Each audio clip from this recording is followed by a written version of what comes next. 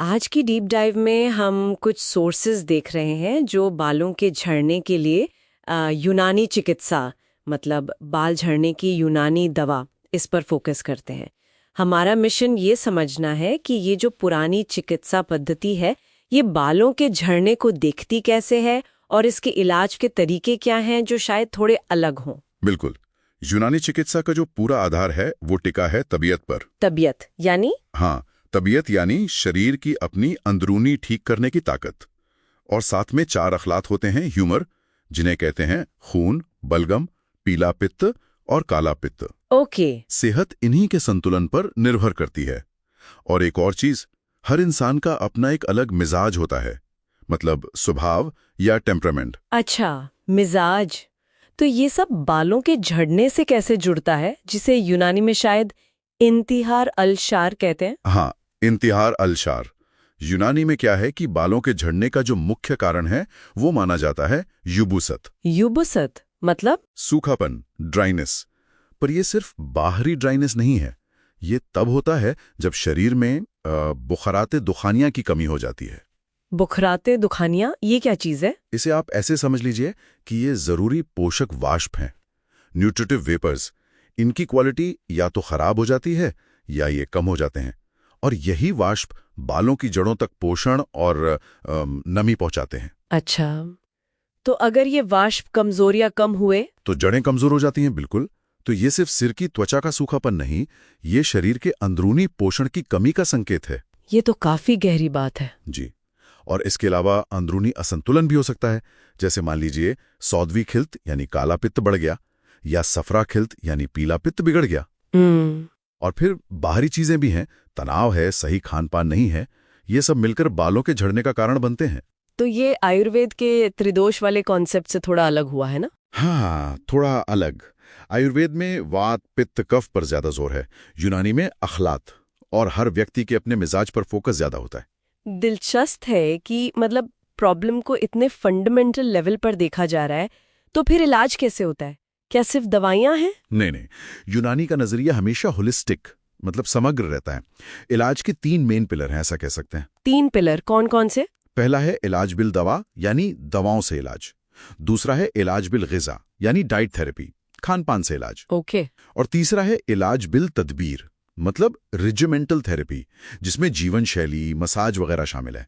ये तीनों साथ मिलकर काम करते हैं। अच्छा, अगर दवाओं की बात करें, इलाज बिल दवा की, तो सोर्सेज में कुछ खास नाम आए हैं जैसे इत्रिफल, उस्तकुद्दुस। हाँ, इत्रिफल, उस्तकुद्दुस और रोगने ज़रारिया तेल, ये क्या काम करते हैं? देखिए, इत्रिफल उस्तकुद्दुस जो है वो एक जानी मानी दवा है।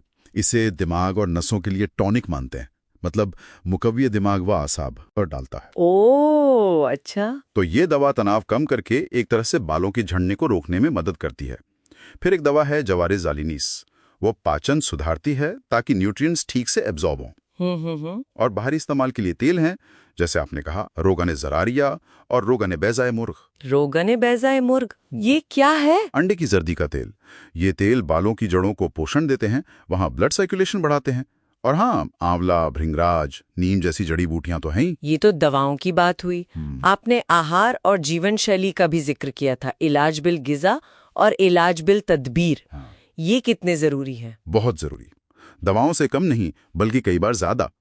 इलाज बिल ग़िज़ा में क्या होता है कि व्यक्ति के मिजाज को देखकर डाइट तय की जाती है। अच्छा, मिजाज के हिसाब से खाना। जी, प्रोटीन जरूरी है, vitamin C, D, zinc, iron वाली चीजें जरूरी हैं। और इलाज बिल तदबीर में लाइफस्टाइल आती है, जैसे दल्क। दल्क?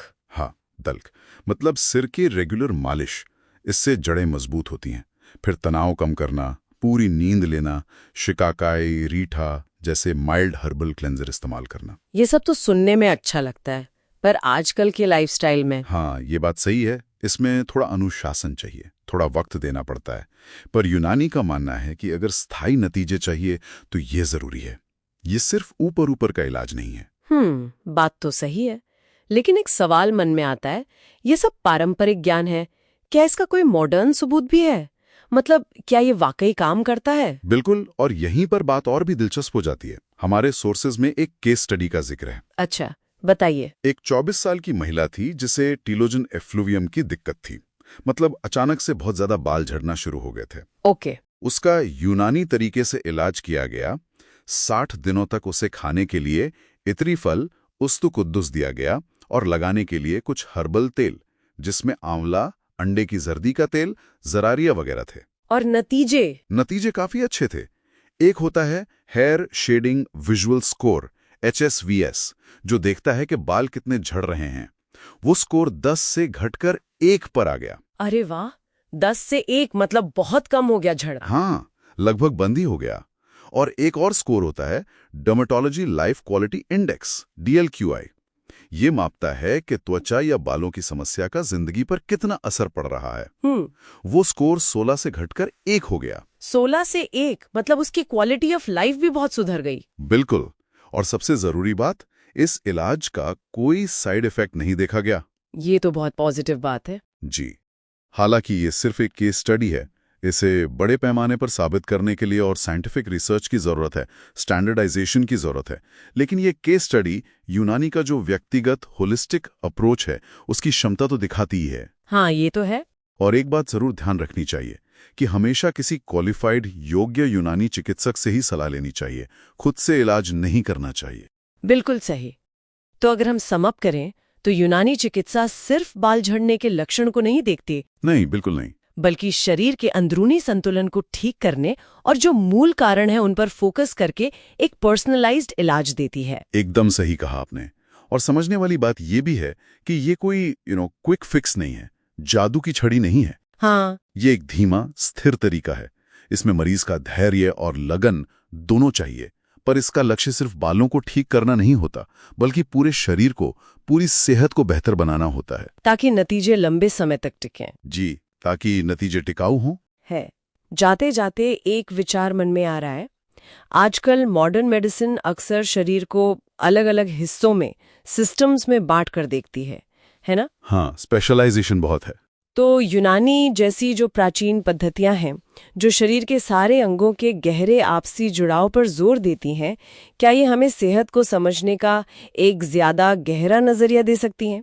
एक ऐसा नजरिया जिसे हम सिर्फ लक्षणों पर ध्यान देकर शायद कहीं ना कहीं अनदेखा कर रहे हैं। ये सोचने वाली बात है। क्या होलिस्टिक अप्रोच हमें कुछ ऐसा सिखा सकता है जो हम अलग अलग हिस्सों को देखकर चूक जाते हैं? बिल्कुल।